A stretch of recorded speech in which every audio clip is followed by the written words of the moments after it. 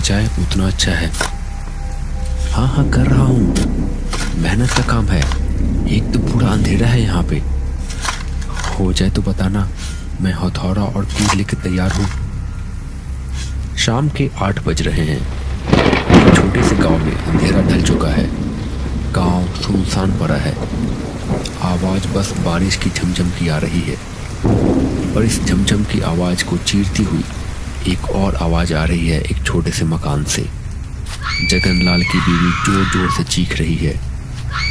Doctor ने बच्चे की डिलीवरी का दिन 2 हफ्ते बाद का बताया था, पर शायद होनी को कुछ और ही मंजूर था। उसका दर्द से बहुत बुरा हाल है। बारिश की वजह से पास के शहर जाके डॉक्टर साहब को ले आना भी मुश्किल है। लोगों ने तय किया कि एक गाड़ी लेके उसे ही शहर लेके जाएंगे। हरिया को भेजा गया गाड़ी लेने के लिए। इधर गांव की दाई कोशिश कर रही थी कि जंगलाल का बच्चा सही सलामत दुनिया में आ जाए, और उसकी बीवी का दर्द बढ़ता ही जा रहा है। चीखें और जोर होने लगी, और देखते ही देखते कुछ ही देर में सारा घर खामोश हो गया। एक अजीब सी मनहूसियत फैल गई पूरे कमरे में। मगनलाल खुद को मजबूत दिखाने की कोशिश तो कर रहा था, पर उसकी आंखों में आंसू छलक आए थे। मगनलाल की पत्नी अब इस दुनिया में नहीं रही। उसका बच्चा भी मरा हुआ पैदा हुआ था। जो दिन मगनलाल के लिए सबसे ज्यादा खुशी का दिन होने वाला था, वही सबसे ज्यादा दुख का दिन बन चुका था। पर मगनलाल के साथ ही ये शायद बाकी गांव वालों के लिए भी एक बहुत बड़ी परेशानी का सबब बन चुका था।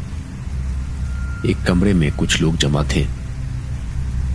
अब जो हो गया है वो तो हो गया, उन्हीं को कौन टाल सकता है। पर अब जो अनहोनी हो सकती है उसके बारे में कुछ करना होगा। मगन, तुम तो जानते हो कि ऐसे मामले में हमें क्या करना होता है और क्यों करना होता है। तुम खुद भी तो कई बार इस क्रिया में शामिल थे। अफसोस कि इस बार इस क्रिया के बीच में तुम हो। तुम्हें मजबूत रहना पड़ेगा। ये गांव की भलाई के लिए है। आमतौर पे तो हम सब सुबह में ये क्रिया करते हैं, लेकिन आज अमावस्या की रात है और आज रात भर लाश को घर में रखने का खतरा मोल नहीं ले सकते। तुम सब जाओ और छोटे शमशान में क्रिया को पूरा करो। बाबा के कहे अनुसार सब लोग गांव से ठीक बाहर के छोटे शमशान में पहुंच गए। ये शमशान अलग था। यहाँ पे लाशें जलाई नहीं जाती थी, बल्कि दफनाई जाती थी। कुछ चुनिंदा लाशें, ये उन औरतों की लाशें होती थी जो पहले बच्चों को जन्म देते समय या नवजात शिशु के साथ मर जाती थी, या फिर जिन जवान औरतों की मौत दुर्घटना में या किसी अन्य दुखद तरीके से होती थी। गांव वालों का मानना था कि ऐसी औरतें मरने के बाद चुड़ैल बन के वापस आती है। हरिया, बिरजू, मगनलाल, छगन और बबला रात के अंधेरे में गांव के बाहर छोटे शमशान में पहुंच चुके थे। वहां जाके छगन और हरिया जमीन को खोद रहे थे। जल्दी करो, जितना जल्दी ये काम खत्म करके चले जाए उतना अच्छा है। हाँ हाँ कर रहा हूँ, मेहनत का काम है। एक तो पूरा अंधेरा है यहाँ पे। हो जाए तो बताना, मैं हथौड़ा और तीर लेकर तैयार हूँ। वैसे तो तुम सबको विधि पता ही है, पर फिर भी एक बार ध्यान से सुन लो। तुम्हें बहू की लाश गड्ढे में डालने से पहले उसकी दोनों आंखें फोड़नी है, पैर तोड़ देने हैं और उल्टा करके दफनाना है, और बच्चे की लाश बड़े वाले जामुन के पेड़ के पास वाले खेत के पार दफनानी है, आज रात ढलने से पहले, समझे?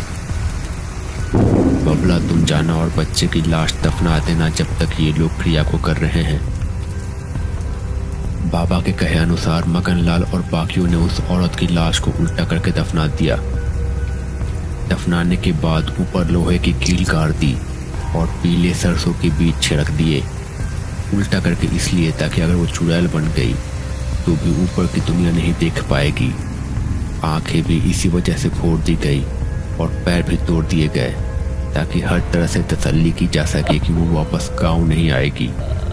सरसों के बीज भी उसे कब्र के बाहर नहीं आने देते, और कील उसे कब्र में बांध कर रखने के लिए लगाए गए थे।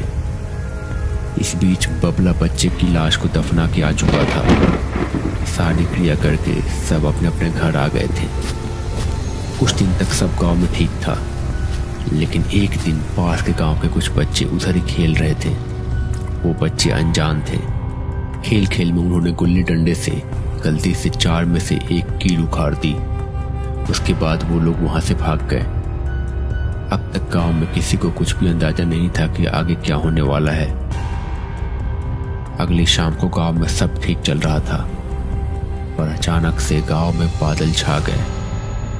कुछ ही देर में बरसात होने लगी। चारों तरफ अंधेरा छा गया।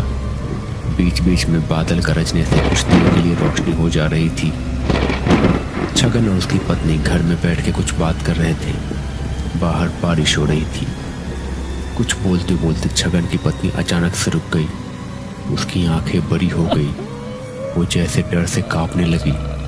उसने देखा दूर केले के पेड़ों के पास एक परछाई थी। अचानक बिजली चमकी और छगन की पत्नी को साफ साफ दिखाई दिया। डर से वो कांपने लगी। बारिश में मगनलाल की पत्नी खड़ी थी, पर ये कैसे हो सकता था? वो तो मर गई थी।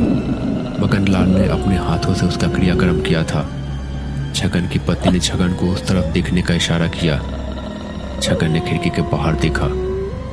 सामने एक चुड़ैल खड़ी थी। मगनलाल की पत्नी चुड़ैल बन चुकी थी। पर यह कैसे हो सकता था? बाबा के कहे अनुसार उन्होंने क्रियाक्रम को अंजाम दिया था। कील भी गाड़ी थी और सरसों भी छड़के थे और न जाने क्या क्या। कैसे बन गई मगनलाल की पत्नी चुड़ैल? और अब क्या होने वाला है? क्या अब वो सब बच पाएंगे या पूरे गांव को वो निकल जाएगी? जानने के लिए देखिए इस कहानी का अगला भाग। अगर आपने अभी तक इस चैनल को सब्सक्राइब नहीं किया है तो प्लीज इसे सब्सक्राइब कर लें। वीडियो अच्छी लगे तो लाइक करो